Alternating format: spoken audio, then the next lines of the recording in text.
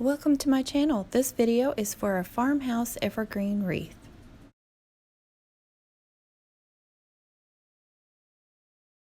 Don't forget to subscribe and tap the bell for notifications on my uploads and live streams. I'm using a 24-inch evergreen wreath. I got this from Hobby Lobby. All you have to do is just kind of spread it out a little bit. You just want to fluff it up. Now, if you fluff it out too much to the left and right, then you're going to leave a hole through the center, so be careful of that. Now, I got all these unique rustic farmhouse looking ornaments. Some of them are from Hobby Lobby, and believe it or not, some of them are actually from Dollar General. I've got bells, snowflakes, two different bells, but I'm only using the solid brown on this one. Now there's a couple different options for attaching the bells. You could string them through twine and wrap them all the way around the wreath and attach them using a wreath tie or tinsel wire. You can get that at Hobby Lobby or DollarTree, and it's a little big, so it's hard to get through the bell, but you can attach each bell individually, or you could attach the twine next to the bell to the wreath form. So it's very easy to attach, but I am actually going to group these into 3. So the bells were also from Hobby Lobby, and there were 6 of them. But I wanted to go ahead and show you how you could attach them individually. Now I cut the twine so I have enough to tie off there. I want to tie it in a knot so it doesn't come undone. I wanted enough twine so I could have some hanging off of it. I want you to be able to see the twine. So I'm just taking one of these wreath ties and cutting it in half and then running it through the center where the twine is knotted.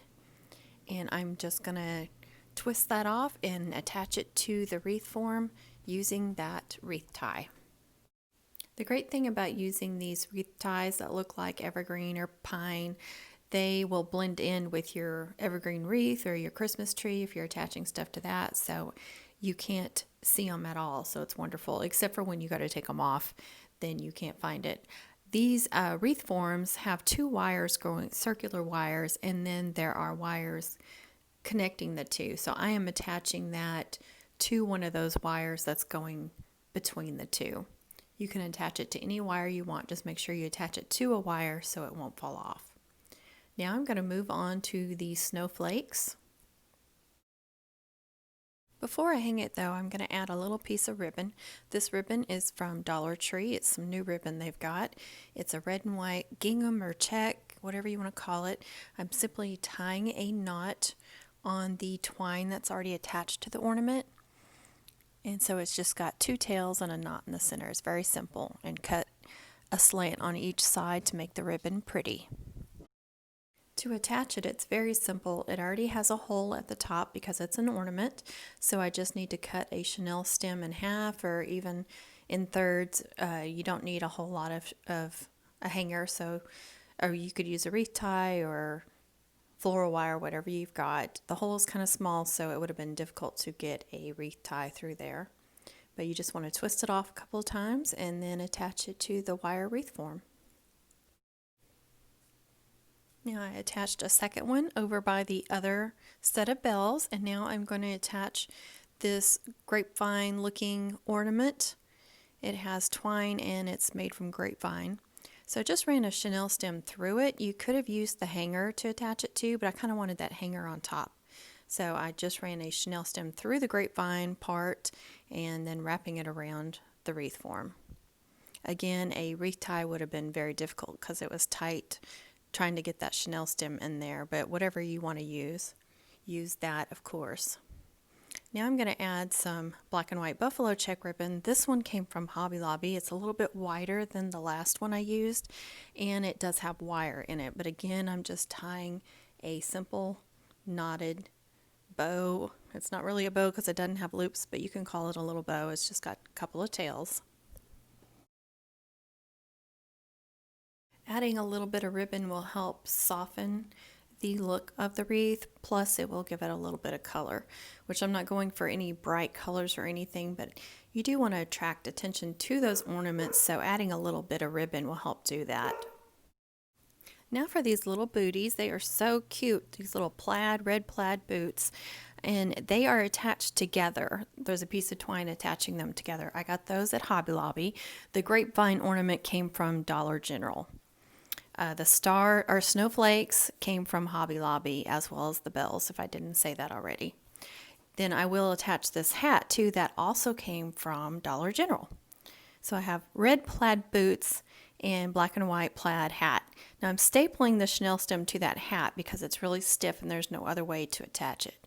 But I'm using my good stapler, and I'm putting a little hot glue over those staples as well, just to make sure that it's nice and secure. Now I'm going to make some little bows here to put on top of the bells. This is a very simple bow to make. I made the length about 15 inches. You just cross it over itself. This is basically a cheer bow style. And you just want to pinch it in the center and then wrap your chenille stem around it. But you can also use twine. You can take a piece of twine and twist it around there a couple of times and tie it off, and you've got a cute farmhousey bow. Now when I attached the booties, I just ran a chenille stem through the twine that was attaching the two boots together and just attached that chenille stem to the wire wreath form. You want to make sure and give that a good tight knot so it doesn't come undone.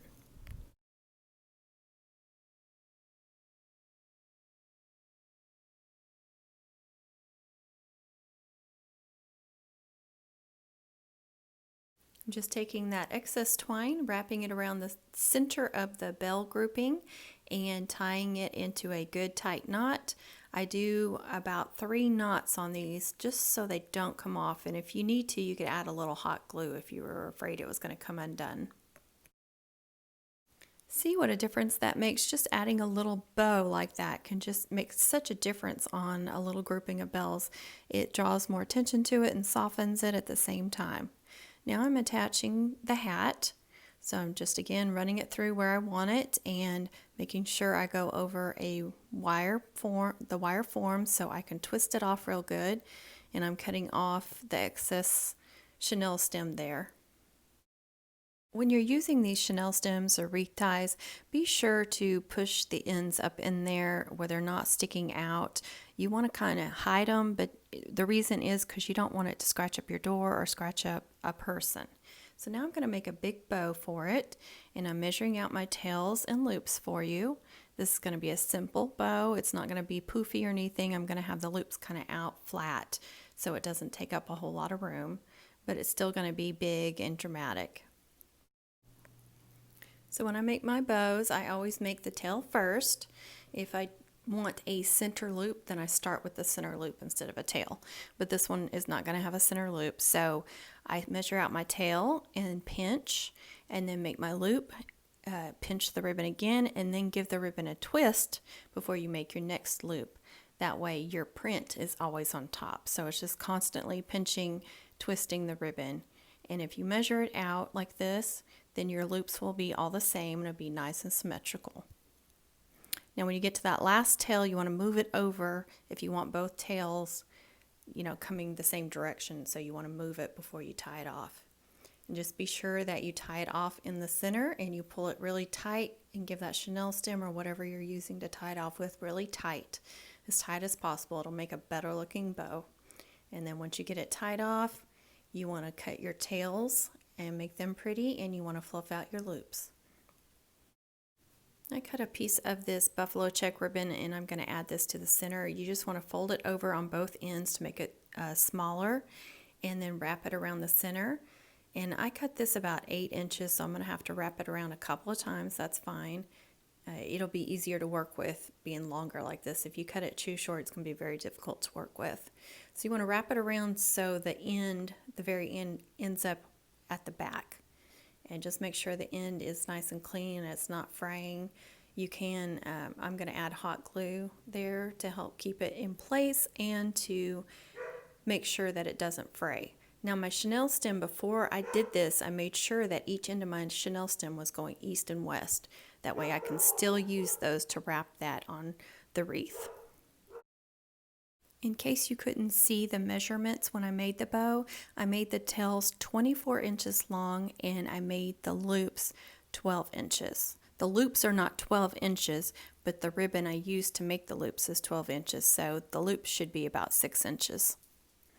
Now I'm just going to cut a simple V shape into the ends of the ribbons on the tails. I'm curling up the tails because I want to make them look spirally. I'll show you in just a second when I attach it to the wreath. But I'm going ahead and curling them up so they'll be out of my way when I attach them to the wreath.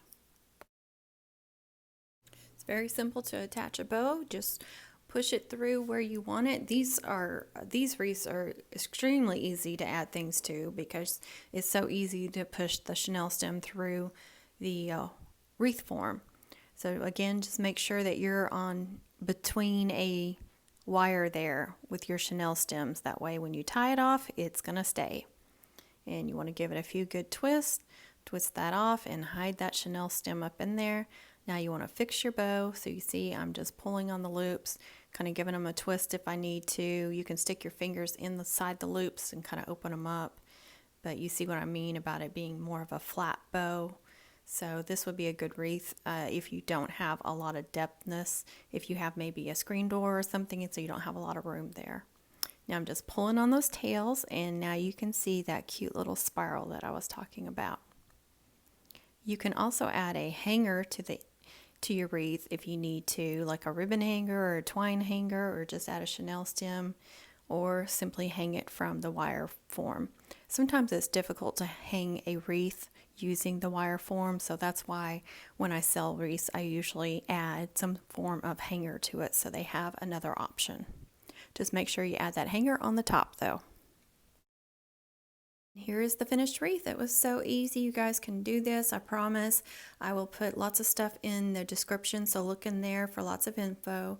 Thanks so much for watching. Please subscribe, tap the bell for notifications on my uploads and live streams, and please share and comment and be nice with your comments, and please be nice to others, and happy holidays everybody. I wish you all to be healthy and safe.